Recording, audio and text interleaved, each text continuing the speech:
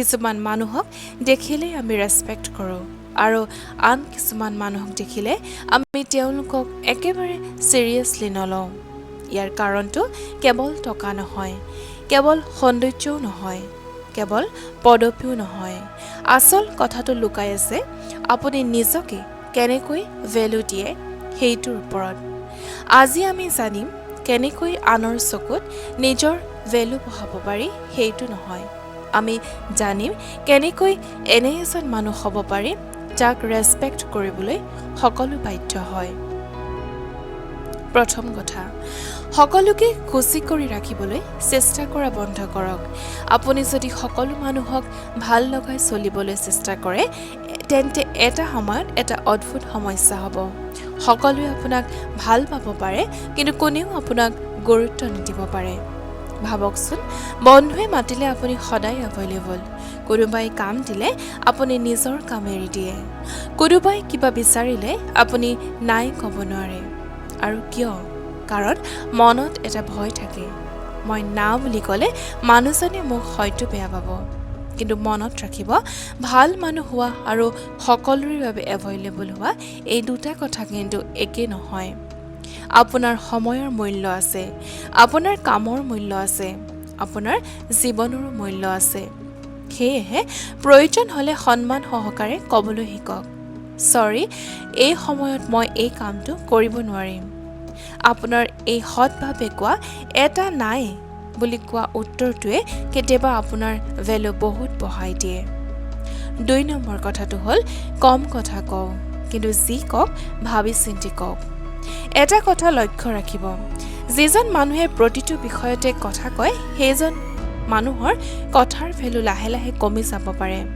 আনহাতে যিজন মানুহে মন দি শুনে, ভাবি উত্তৰ দিয়ে আৰু প্ৰয়োজন নথকা কথাসমূহ নকয়, মানুহে তেওঁৰ কথা অলপ বেছি মন দি শুনে। ইয়াৰ অৰ্থ এইটো নহয় যে আপুনি সদায় মনে মনে থাকিব লাগিব। কথা কমকৈ কোৱা আৰু অৰ্থহীন কথা কমোৱা দুইটা একেই কথা। কোনোবাই কিবা কৈছে, লগে লগে নিজৰ কথা ক'বলৈ নাযাব। প্ৰথমে শুনি লওক, বুজি লওক, তাৰপিছত উত্তৰটো দিয়ক। কাৰণ এজন ভাল লিচেনাৰ বহু সময়ত ভাল স্পীকাৰ এজনতকৈও বেছি মেমৰেবল হৈ পৰে। মানুহে তেওঁক বেছিকৈ মনত ৰাখে। 3 নম্বৰ কথাটো হ'ল নিজৰ সময়ৰ ভেলু বুজক। আপুনি যদি নিজৰ সময়ৰ মূল্য নিজেই নুবুজে, আন মানুহে কিয় বুজিব? ধৰি লওক, যেতিয়াই কোনোবাই মেছেজ কৰে আপুনি লগে লগে ৰিপ্লাই দিয়ে। যেতিয়াই ফোন ধৰে আপুনি সকলো কাম এৰি ফোনটো ধৰে। যেতিয়াই মাতি দিয়ে আপুনি নিজৰ প্লেন কেঞ্চেল কৰি হ'লেও যাবলৈ চেষ্টা কৰে। লাহে লাহে মানুহৰ মনত এটা ধাৰণাৰ সৃষ্টি হ'ব, এই মানুহজন সদায় এভেইলেবল। আৰু যিটো বস্তু সদায় সহজতে পোৱা যায়, মানুহে বহু সময়ত সেইটোৰ মূল্য কমকৈ অনুভৱ কৰে। সেয়েহে ব্যস্ত হোৱাৰ অভিনয় নকৰিব, কিন্তু নিজৰ জীৱনটো সঁচাকৈয়ে ব্যস্ত আৰু মিনিংফুল কৰিবলৈ চেষ্টা কৰক। নিজৰ কামবোৰ কৰি যাওক, নিজৰ লক্ষ্যৰ পিছত যাওক আৰু নিজৰ সময়ক সন্মান কৰিবলৈ শিকক। 4 নম্বৰ কথাটো হ'ল এটা কামত সঁচাকৈয়ে ভাল হওক। এইটো হয়তো আটাইতকৈ গুৰুত্বপূৰ্ণ কথা। ভেলু কেৱল কথা কৈ সৃষ্টি কৰিব নোৱাৰি। ভেলুৰ সৃষ্টি হয় কেপাবিলিটিৰ পৰা। আপুনি যিটো কাম কৰে সেই কামটোত ভাল হ'বলৈ চেষ্টা কৰক। এজন ভাল ডিজাইনাৰ, এজন ভাল টিচাৰ, এজন ভাল এডিটৰ, এজন ভাল বিজনেছমেন বা এজন ভাল কমিউনিকেটৰ, যিকোনো এটা স্কিল। কিন্তু এনেকৈ শিকক যাতে মানুহে আপোনাক সেই স্কিলটোৰ বাবে মনত পেলায়। কাৰণ আপুনি যিমান ইউজফুল হৈ উঠিব, আপোনাৰ ভেলু সিমানেই নেচাৰেলি বাঢ়ি যাব। মানুহে কেৱল মই ইম্পৰ্টেণ্ট বুলি কোৱা মানুহক ইম্পৰ্টেণ্ট নিদিয়ে। মানুহে ইউজফুল আৰু ডিপেণ্ডেবল মানুহক বেছিকৈ গুৰুত্ব দিয়ে। সকলো কথা সকলোকে কোৱা বন্ধ কৰক। এইটো হৈছে 5 নম্বৰ পইণ্টটো। আপোনাৰ জীৱনত নতুন কিবা এটা আৰম্ভ কৰিছে, লগে লগে সকলোকে ক'ব লাগিব নেকি? নতুন প্লেন, নতুন বিজনেছ, নতুন গ'ল, নতুন ৰিলেশ্যনশ্বিপ, সকলোৰে অপিনিয়ন ল'ব লাগিবই নেকি? নিশ্চয় নহয়। কিছুমান কথা কামতকৈ আচলতে কথাতকৈ কামেৰে দেখুৱাটো বেছি শক্তিশালী। আপুনি যদি প্ৰতিটো প্লেন আগতেই ঘোষণা কৰি দিয়ে, মানুহে কমেণ্ট কৰিব। কোনোবাই হয়তো আপোনাক ডিছকাৰেজ কৰিব, কোনোবাই হাঁহিব, আৰু কেতিয়াবা আপুনিও নিজৰ গ'লৰ পৰা আঁতৰি যাব পাৰে।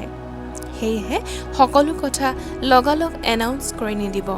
কিছুমান কথা এচিভ কৰি লওক, লক্ষ্যটো প্ৰাপ্ত কৰি লওক, তাৰপিছত মানুহক দেখিবলৈ দিয়ক। 6 নম্বৰ কথাটো হ'ল ৰেছপেক্ট বিচাৰিব নালাগে, নিজৰ আচৰণেৰে আৰ্ণ কৰক।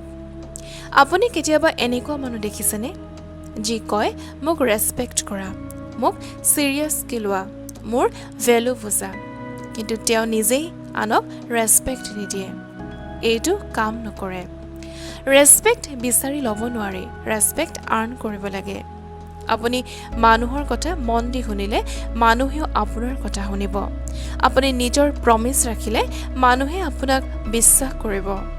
আপুনি ভুল কৰিলে এডমিট কৰিলে মানুহে আপোনাক অধিক ৰেছপেক্ট কৰিব। আৰু আপুনি আনক সৰু নকৰাকৈ নিজে আগবাঢ়িব পাৰিলে সেইটোহে আচলতে আচল কনফিডেন্স। 7 নম্বৰ কথাটো হৈছে আটাইতকৈ কঠিন কথাটো, নিজৰ এপ্ৰুভেলৰ ওপৰত নিৰ্ভৰ কৰিবলৈ শিকক। আপুনি যদি নিজৰ ভেলু আন মানুহৰ অপিনিয়নৰ ওপৰত নিৰ্ভৰ কৰাই ৰাখে, তেন্তে আপুনি কেতিয়াও সম্পূৰ্ণ স্বাধীন নহ'ব। এজন মানুহে ক'লে তুমি ভাল, আপুনি হেপী হ'ল। আনজনে ক'লে তুমি একো নাজানা, আপুনি তৎক্ষণাত দুখী হৈ পৰিল। এনেকৈ যদি মানুহ আপোনাৰ মুডটো আন মানুহৰ অপিনিয়নে কণ্ট্ৰল কৰে, তেন্তে আপোনাৰ ৰিম'ট কণ্ট্ৰল আনৰ হাতত আছে। সেয়েহে নিজকে প্ৰশ্ন কৰক, মই কঠিন কামটো কৰিছোঁনে? আৰু উত্তৰটো যদি হয় বুলি হয়, তেন্তে সকলো মানুহে আপোনাক ভাল পোৱাটো প্ৰয়োজনীয় নহয়। 8 নম্বৰ কথাটো হ'ল নিজকে উন্নত কৰক, কিন্তু আনক দেখুৱাবলৈ নহয়, নিজৰ বাবে। শেষত এটা সৰু চেলেঞ্জ দিওঁ, আগন্তুক 30টা দিনত নিজৰ ওপৰত অলপমান কাম কৰক। প্ৰতিদিনে অলপমান কিবা এটা শিকিবলৈ চেষ্টা কৰক। নিজৰ স্বাস্থ্যৰ যত্ন লওক, নিজৰ স্কিলসমূহ উন্নত কৰক, টকাৰ ব্যৱস্থাপনা শিকক, নিজৰ ইম'চনেল কণ্ট্ৰলসমূহ উন্নত কৰক, আৰু অপ্ৰয়োজনীয় স্ক্ৰলিংসমূহ ফোনটোত কমাওক।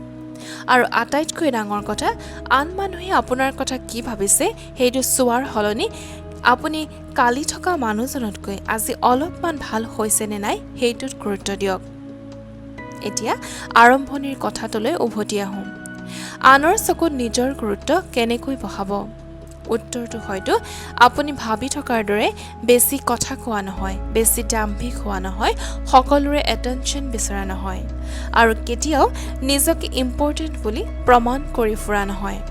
আচলতে নিজৰ ভেলু বঢ়াবলৈ চেষ্টা কৰক, নিজৰ সময়ক ৰেছপেক্ট কৰক, প্ৰয়োজন হ'লে নাই বুলি ক'বলৈ শিকক, কথাতকৈ কামক বেছি গুৰুত্ব দিয়ক, এটা স্কিলত ভাল হওক, আনক ৰেছপেক্ট কৰিবলৈ শিকক, আৰু সকলোতকৈ গুৰুত্বপূৰ্ণ, আনৰ এপ্ৰুভেলৰ ওপৰত নিজৰ জীৱনৰ মূল্য নিৰ্ধাৰণ কৰা বন্ধ কৰক।